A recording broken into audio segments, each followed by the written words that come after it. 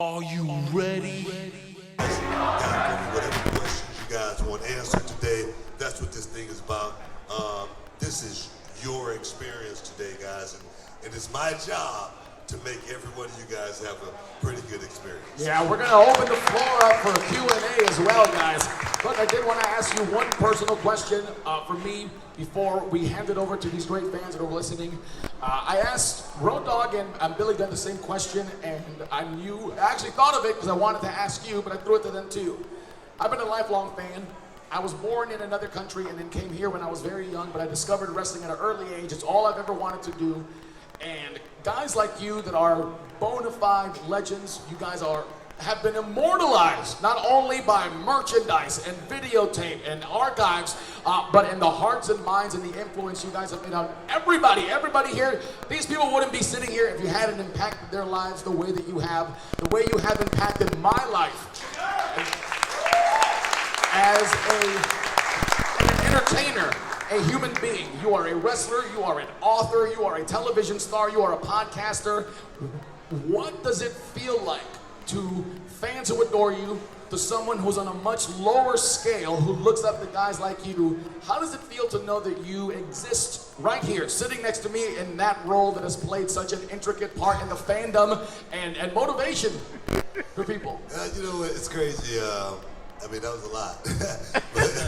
but I don't consider myself no different than any one of you guys, really. I've had the privilege of performing for the last 30 years in front of you guys, and I want to thank you guys for that, more importantly than anything. I know it sounds cliche when people say, you know, if it wasn't for you guys, it wouldn't be no me, but I really truly honestly feel that way. And when people say, man, don't you get sick and tired of people saying, man, can I have your autograph? Can I take a photo with you? I say when that stopped happening, that's when I got a problem, okay? You know, so for me, I thank you guys for everything that you've done for a kid who grew up without a whole lot, a kid who grew up not knowing if there was gonna be a meal on the table, and then I found myself in a wrestling ring, and you guys accepted me just for who I was, and for what I did for you guys. I just want to let you guys know the escape that you have going to watch wrestling with that same escape that I had going out there doing it. And I want to thank you guys for letting me be a part of your lives. That's outstanding. Guys, we are going to open up the floor. So if you guys want to line up this way, we'll hand you a microphone. You can introduce yourself and ask the Booker Man some questions. I know you guys got something for me. What you got for me? Whatever you got, I'm willing to answer. Come on up, boss. I should ask about reality of wrestling. Thank you. What's your name? Jay. All right, Jay. Nice to meet you. I'm of a certain age where after school programming was monster trucks and GWF on ESPN. Still a big fan of it. I still go back and watch those tapes a lot. With that being your big break, who are some people that you find instrumental in getting you ramped up and ready for the next stage for the next? Man, that's a really good question. The Global Wrestling Federation. That's what my brother and I. My brother actually was getting a tryout in the Global Wrestling Federation, and I was just following him along. and they say, "Who's that guy?" Eddie Gilbert. He said, "Who's that guy?" And he goes, "That's my brother." He goes, "Well, I'm looking for a tag team." And I'm like, "Well, we tagged before, we never did." But sitting under the learning tree of guys like Manny Fernandez, you know, who was a great legend. Guys like, you know, the great Black Bart. You know, a guy by the name of Maniac Mike Davis. You know, Hollywood Judd Tatum. Gorgeous Gary Young. A lot of you guys may not know who Gorgeous Gary Young is, but Stone Cold Steve Austin stole everything from Gorgeous Gary Young. I'm serious. It made him famous. But for me, I was like a fly on the wall, man, and watching those guys perform definitely gave me everything that I needed to know when I got to WCW. It was like, man, I was ready.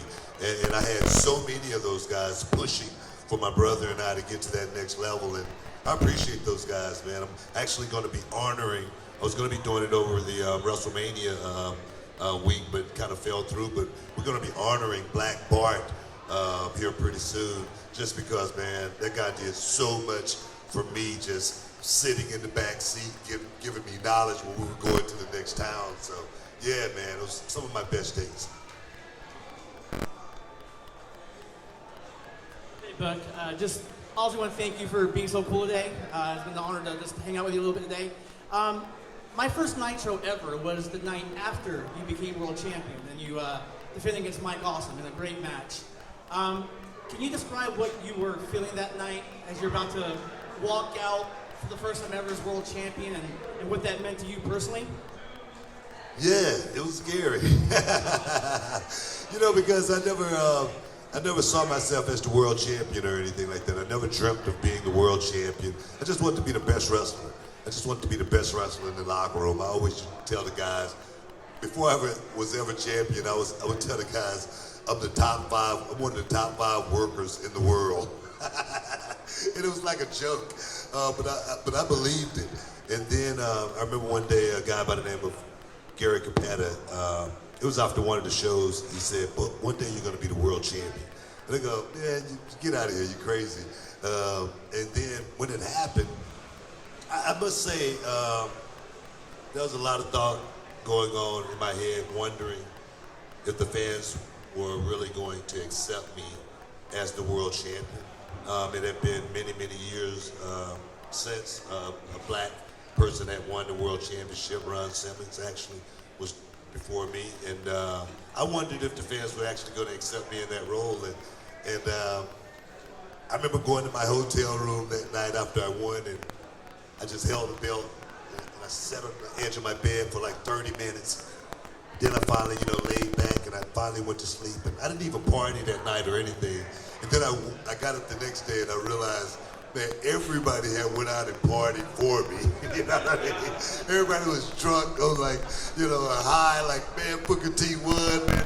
So I was like so relieved, man, when I came out on Monday night. The fans were like so freaking happy that Booker T, the guy who started at the bottom, worked us all the way up to the top, and they were happy for me, man. So it was an awesome night, I remember coming out that night, and it was like the stupidest thing in the world. My promo, I go, it was all about the people. He did say that. Great night, man. Great night, seriously.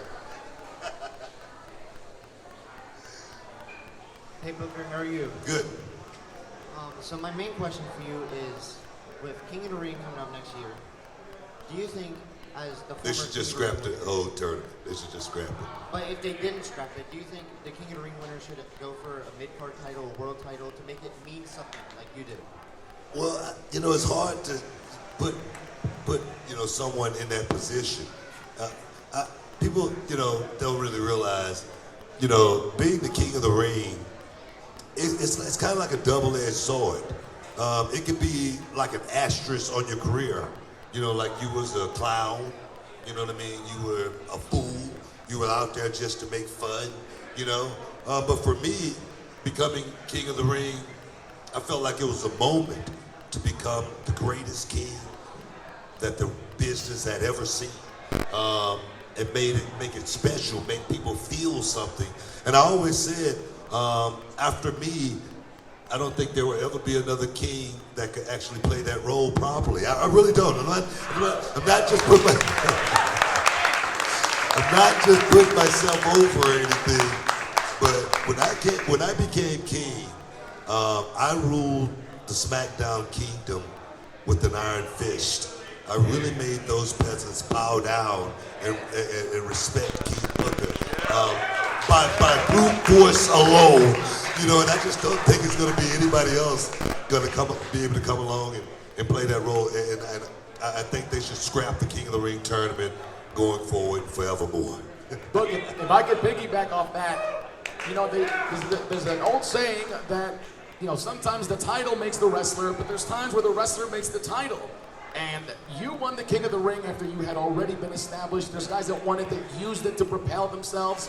But just to piggyback off what you said, I honestly, and I'm not just saying that because you're sitting here with us in front of all of us, but I really do feel like you are the one guy that helped the King of the Ring title more than the King of the Ring title needed to help you. I appreciate it. You know what I mean? You know, as I can honestly say, guys, as king, I did not pay for a meal or a drink at a restaurant for 2 years.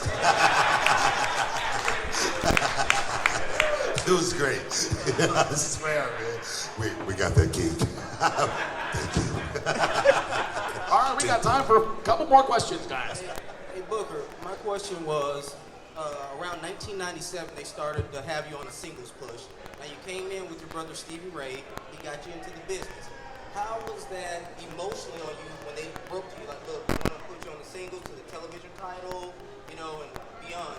Was it like, okay, let's do this? Was it like, you know what, I got to have a talk with my brother? Was it Stevie Ray supportive? Or Yeah, you know, actually, they didn't break us up or anything like that. My brother got hurt. He had tore a muscle in the bottom of his foot. I don't know what the name of the muscle is, but he couldn't work for a while, and then they, you know, let me start doing some singles matches, and they were like, "Wow, Book's pretty good." But my brother was my biggest supporter. He used to actually put me on a pedestal. You know, he used to always tell me, "Man, you're better than all these guys," and he gave his blessing, you know, to go out and be the best I possibly could be and represent. You know, and I always say that I'm living my brother's dream. You know, because my brother always wanted to be a professional wrestler since we were kids. You know, we used to watch Houston wrestling all the time, and then, you know, I followed him into wrestling, and I became, you know, pretty popular. And but I always say that I'm living my brother's dream, man. And but my brother, I would not be here, you know, if it wasn't for my brother. And I don't think I will be the wrestler I am without, you know, having my brother there by my side for 9 years straight. You know, because none of them guys in the locker room mess with me, bro. Because I had 300-pound brother. So he was my security blanket. Hey Booker, it's good seeing you tonight and all that. If you could fight anyone from any company for one more match, whether it's WWE, AEW, or even this company, who would it be? You know, it's only one guy I would want to get in the ring and perform with, and he's the only guy that didn't get a chance to get in the ring and really show my talent, because I always thought I was pretty good, and I always wanted to test myself with the best wrestlers in the world. And the only guy that I didn't get a chance to mix it up with, who I thought was the greatest, perhaps, that ever put on a pair of boots, and that's Shawn Michaels. Shawn Michaels were. You know, people look at Shawn Michaels' career and they talk about how great he was, and they talk about how great of a high flyer he was. But I look at how great of a storyteller Shawn Michaels was, and I always wanted to sit at the bar just one time and see exactly, you know, what was Shawn Michaels about, how good he really was, and I thought we could have made some really, really good music together. And that's the one guy I call Shawn Michaels the fish they call Wonder, the one that got away. Yeah. The one that got away.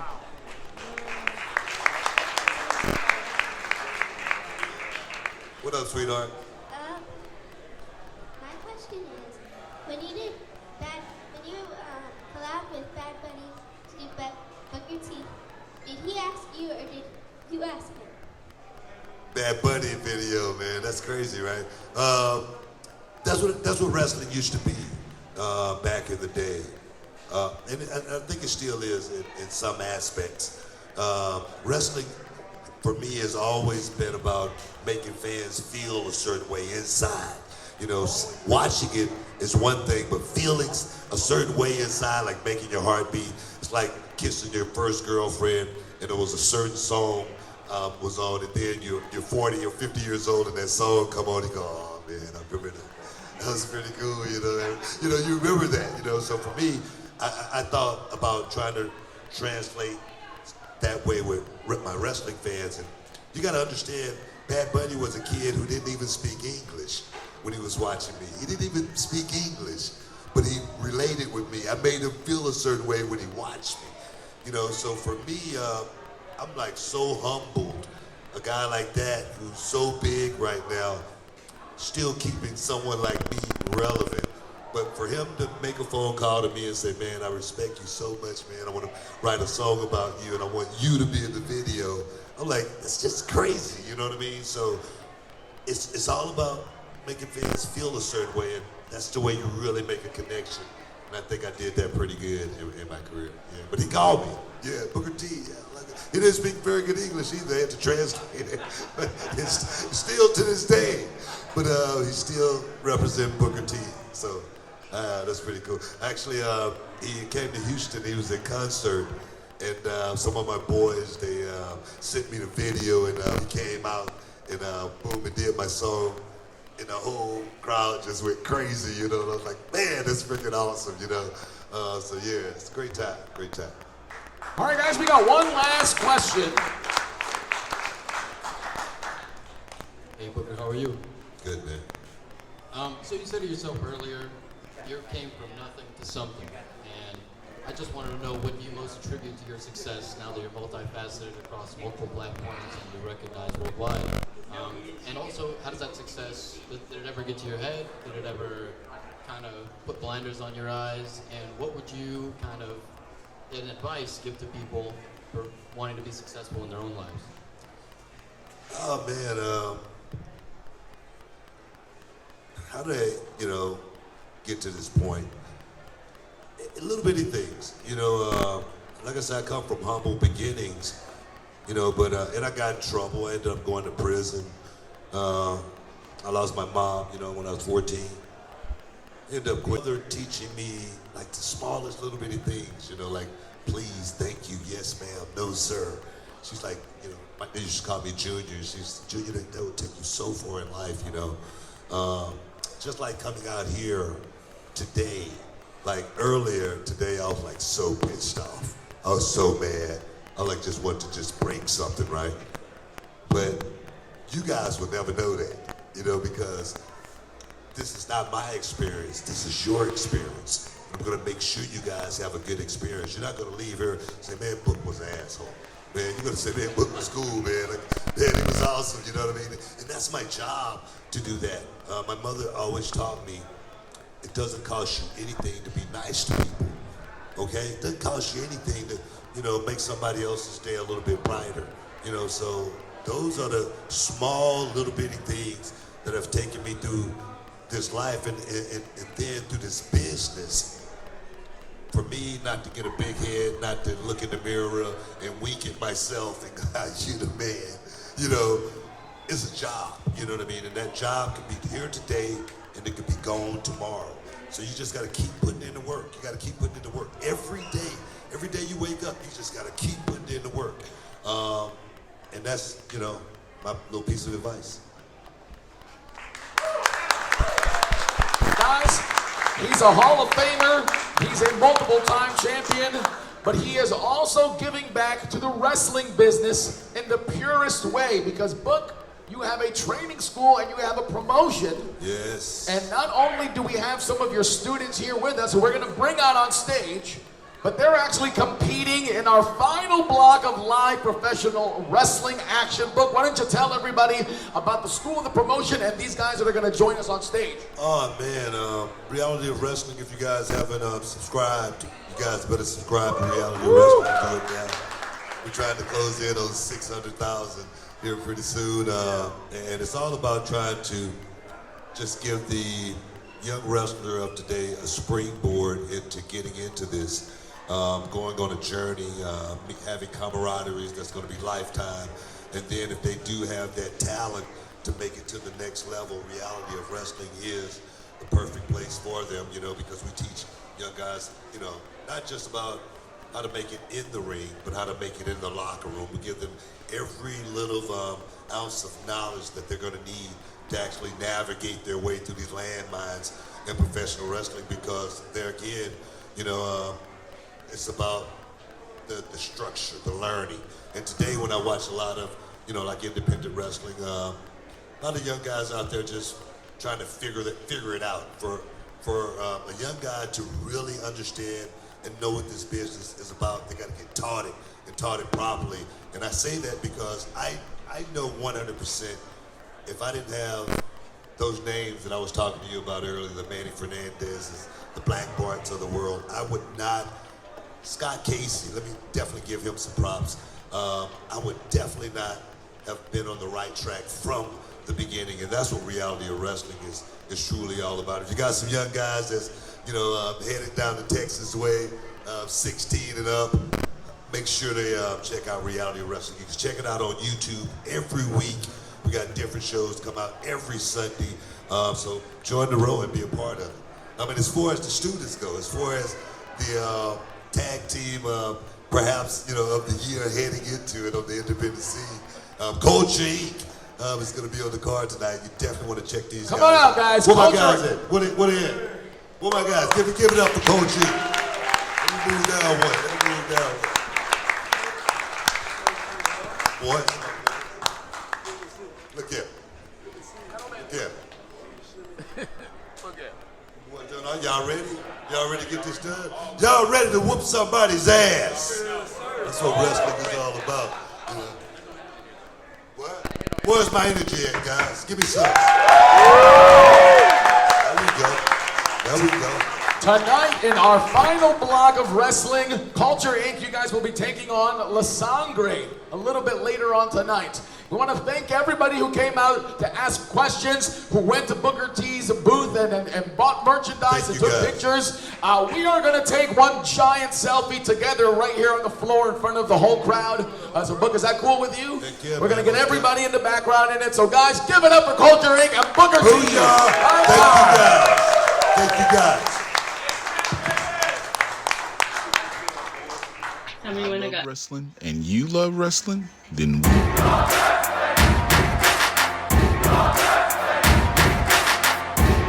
You're not here, you missing out. Is this show?